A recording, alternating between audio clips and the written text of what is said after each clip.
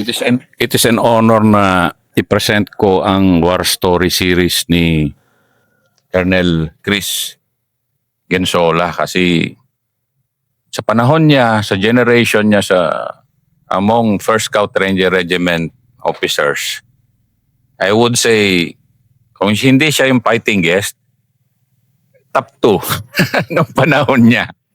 Pero kasi, he started his career dito sa Sulu in 2002-2003. And now, 2025, andito siya as commander ng 35th Infantry Battalion, which is, ito na yung longest na serving na battalion dito. So si Chris, he has seen war and peace. Extreme war nga at saka peace. Yeah. So medyo mahaba-haba, ilang episode tong kanyang war story. But inanarrate niya yung war stories niya to share with you yung naging experience ng Sulu. So itong first episode, platoon leader pa siya ng 10th Scout Ranger Company dito sa Sulu. Good morning. Ako po si Lieutenant Colonel Chris Gensola, and I'm a graduate of Officers Preparatory Course Class 43.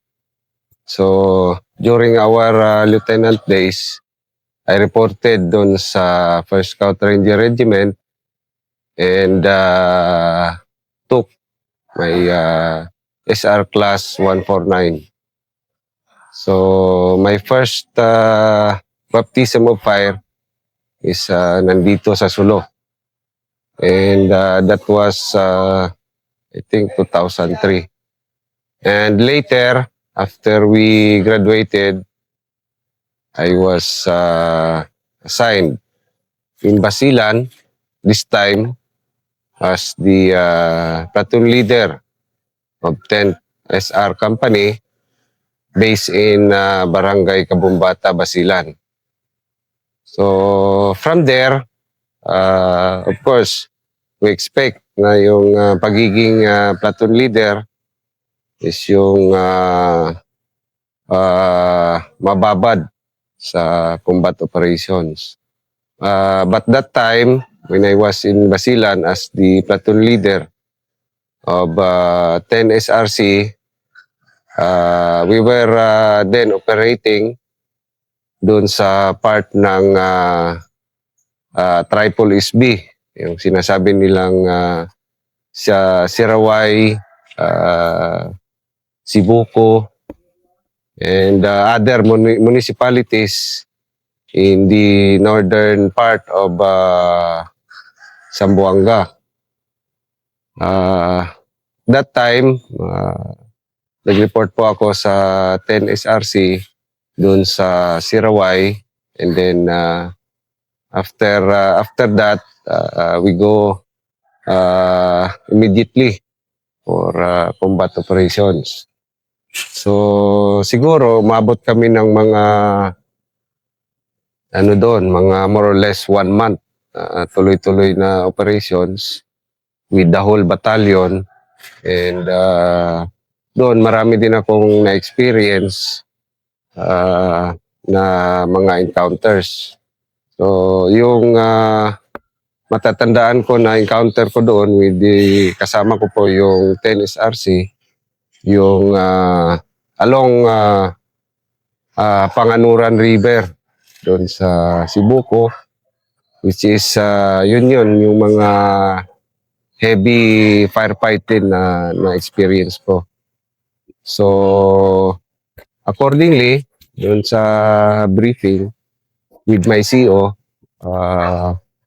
yung hinahabol namin na grupo, which is yun yung nagsunog. Accordingly, nagsunog doon sa bayan ng Siokon, is more or less mga nasa 100. So at that time, we conduct recon also with along with yung kasama ko yung dalawang team na Rangers. But then nagkaroon ng firefight. So kami yung naka-observe sa creek line. Nakita namin yung mga kalaban doon na armado na kumbaga nagkaroon din sila ng short halt. Maybe nagluluto, parang ganon. And then so nag-start na yung firefight.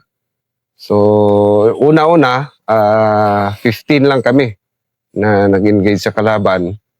Nasa taas kami, medyo advantage yung posisyon namin, nakikita namin sila sa baba. But yun nga, dahil sa ang dami nila, nung after mga 15 minutes na yung firefight, pinaulanan din kami nila ng mga M203. Hindi rin namin sila directly ma-assault kasi nga naka-cliff siya. Yung typical na riverbank. So, doon lang kami sa taas. Pero makikita namin sila sa baba.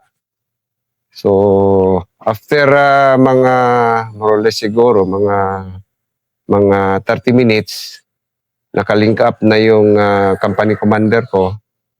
And then, we proceed na i-clear yung area. So, doon sa na-clear namin na area, pwesto ng kalaban, lumaban din sila ng gusto eh. Gusto nila kaming i-envelope, pero hindi sila makaakyat sa bangin. Kaya binabaril lang namin sila sa baba. At that time, dahil siguro sa excitement ko rin, hindi ko naisip na yung kailangan pala ng maraming granada. Tatapon lang namin doon sa baba. So, dahil busy kami sa firefight, yun siguro. But during that time, wala naman na mayroon akong tropa na slightly wounded, pero hindi naman siya parang nalusutan lang siya ng bala na tumama sa kahoy and then lumusot sa paan niya.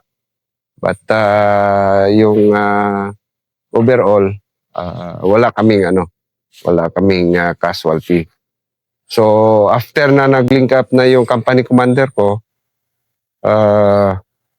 yun nagkaroon na kami ng planning, tapos kinlear na namin yung river mismo, yun sa baba. And yun, dahil sa marami sila, nabitbit pa rin nila yung mga kasama nila na nakaswalty sa kalaban. And then doon marami kaming nakuha, mga bala ng mortars, and then some of the belongings na loot na kinuha nila doon sa bayan ng Siocon, yung pinasok nila yung municipality. So from there, nag-consolidate na kami as a battalion, and we proceed to another objective. And after mga weeks of resupply operations, nakarating na kami dito malapit na kami sa Zamboanga, yung Vitali area. So from Vitali area, dinala kami ng Zamboanga City dahil yung information, yung inahabol namin na kalaban, nasa isla na ng in front of Zamboanga City. Yung 11 islands, yung sinasabi nilang 11 islands. So from there, nagplano kami. Of course, platoon leader pa rin ako that time, kasama yung buong batalyon. We planned doon sa Zamboanga, and then we boarded doon sa malaking Navy ship.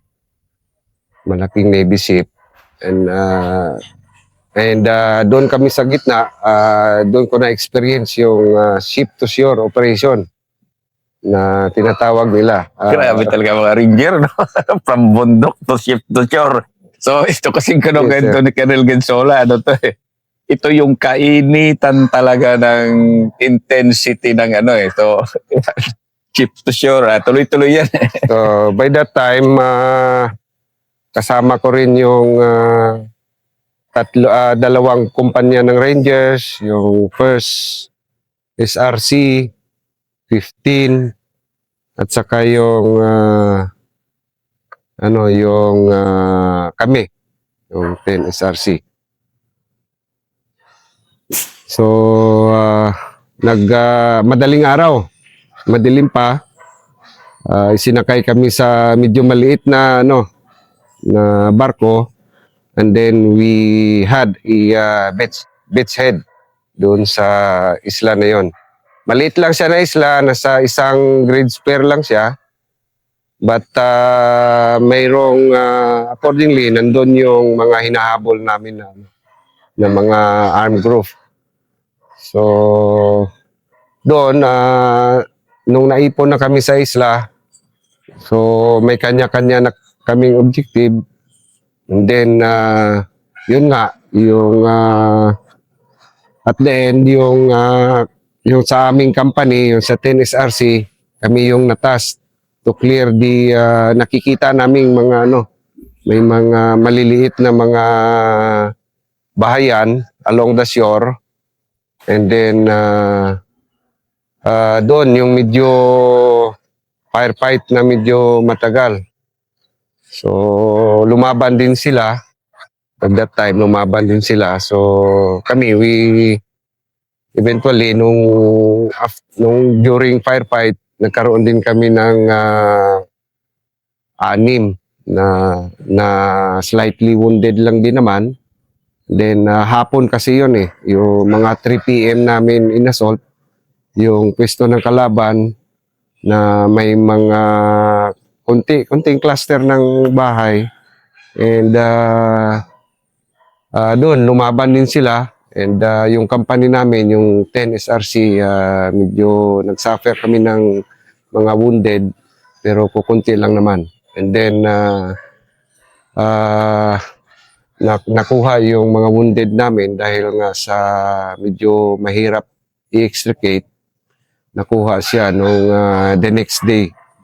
But okay naman sila. They survived. Yung ibang tropa, nung na-discharge na sila sa hospital, nagkita-kita pa rin kami. And hanggang ngayon, nasa serbisyo pa rin sila. So that was during my stay doon sa 10 SRC when I was the platoon leader. So, Chris, sige nga, kwentuhan natin Kasi meron akong series ng Marawi platoon leaders Mga bata ba na mga platoon leader sa Marawi. Ikaw kasi, platoon leader ka nung masabi nating sobrang kainitan dito sa Tulu, Basilan, yan, Zamboanga. Anong kwan mo nun? I mean, kaya ka nga, yung fruit salad mo, punong-puno. Yan, ni-request ko kasi si Colonel Gensola na isuot niya yung fruit salad niya. Fruit salad, yan yung aming mga award. Because punong-puno talaga yan. Saganang-sagana sa Gold Cross.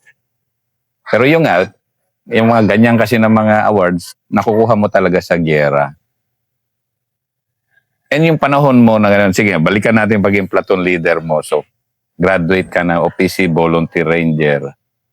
Ano yung ano mo nun? Yung parang matindi tong pinasukan kong trabaho. Oo, unit. Yes sir, kasi nung mga nasa ROTC pa kami sir, yung mga NCOs namin doon sir, mga old rangers pa sir. Mayroong class 18, mayroong class 21, mayroong class 32. So sila yung nakikita namin palagi sir, minsan naka-black suit pa sila pag mag-ROTC kami sir. So nahiwagaan din ako sir. Nahiwagaan ako actually sabi ko ito pala yung ranger. Palagi kaming nag-uusap regarding sa mga experiences din nila during 70s, sir, during 70s, 80s dito sa part ng Maguindanao at saka Lanao, sir. Mm. So natatak sa isip ko yun, sir, na sabi ko maganda siguro makuha ko rin tong Ranger na to, sir. So yun, sir, Yun yung mundo mo eh. Talagang, sige, pagpasok ng Ranger, yes, sir, very fortunate siguro ako, sir, dahil nung after my probationary, sir, na call to active duty ako, sir, the next year, sir. So nag-standby lang din ako doon sa sa Manila, sir. Nakikita ko na yung layaso ng Ranger natin doon when doon ako sa sir, sa Riscom. may katabi lang. Yes, sir, ako, sir. So nakikita ko, sir, yung mga nagre-Ranger doon na nakaitim, tumatakbo-takbo, sir, ang dami nila. So sabi, i-deploy sila sa Basilan, sir. So yun, sir, sabi ko, pag makapasok ako sa serbisyo, subukan ko itong nahiwagaan ako dito sa Ranger. Baka ako, sir, baka matanggap din ako. Baka magiging you did scout. you did so well sa FSRR. Kaya nga, honor ko to ngayon na interview ka eh. Kasi mahaba-haba kasi to. Kaya nga, kinontrata ko na siya ng ilang episodes dahil ang dami niyang encounter eh. Pero sige, kwento mo muna kaunti. So, yun nga, going back doon sa pag-assign ko sa 10 SRC, after nung nag-introduce ako sa tropa, so we pack our supplies. So, sumama na ako doon sa sa tropa. And then nung gabi mismo, nag-jump up na kami. So we proceed to objective kasi nga inahabol namin yung oras na hindi kami masyadong ma-expose. Although wala namang masyadong population doon sa area, but yun, inahabol namin yung dilim para makatawid kami sa aming line of departure. So it so happen na siguro, sabi nga ng mga kasamahan ko noon sa 10 SRC, medyo mainit daw yung bagong report na platoon leader nila. Kasi nung after namin nag-cross ng malaking ilog, may bumaba na kalaban. So nung gabi na yon, na-encounter na kami doon mismo sa kung saan kami nag-short halt after na nagtawid kami sa ilog. So yun, tuloy-tuloy na yun ang operation namin. Inatiran na lang kami ng helicopters ng aming mga resupply after a week or after 5 days. So tuloy-tuloy na kami doon sa search and clearing operations na yon sa bundok. And doon din nakaroon din ulit kami, pero medyo mga kunting encounters lang. May mga kunting kalaban na nasasalubong kami. But along the way doon sa pinaka main na objective namin. Actually, din sila, moving din sila. Yung terrain kasi doon sa part ng Sirawai at saka Sibuko is yung mostly mga kaingin. So, nabubuhay sila. So, paikot-ikot lang sila doon. Siguro, they are evading yung mabangga din sila at saka ma-hit sila ng tropa.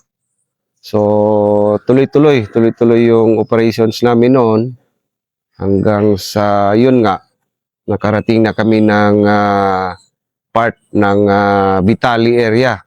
So, doon, marami din kaming kinlear na na mga objectives doon, but then it turned out negative.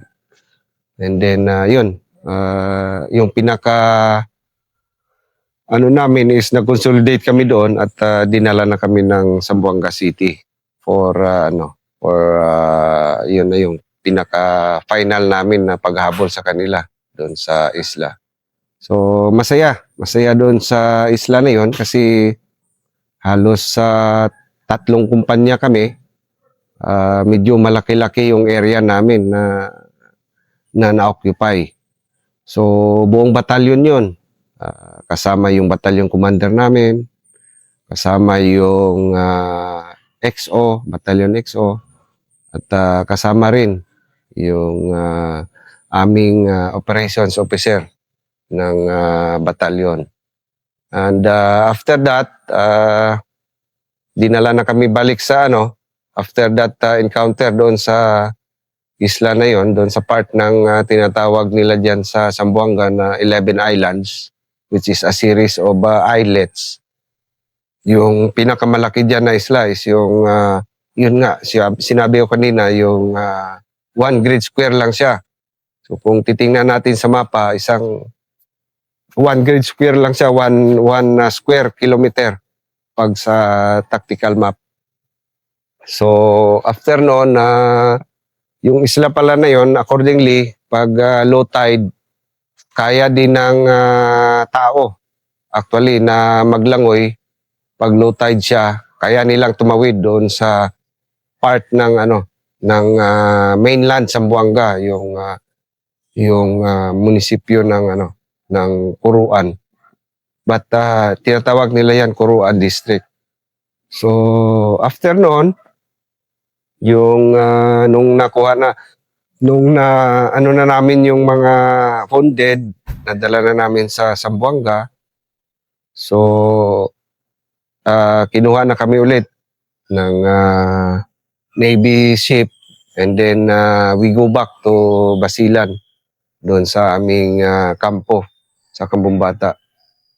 Sa Kambumbata naman, masaya doon kasi malapit sa Isabela. Isabela yan dati, hindi pa siya city. So, paminsan-minsan, pumapasyal kami doon sa bayan. And pag may time, tumatawid din kami ng Zamboanga kasi mabilis lang eh. So, kung magroro ka, nasa 2 hours lang siya. So, after that, nag-ano lang kami doon na pahinga muna kami doon sa Isabela, sa aming kampo sa Kabumbata, which is alam ko hanggang ngayon mayroon pa ring sundalo na nag-occupy doon.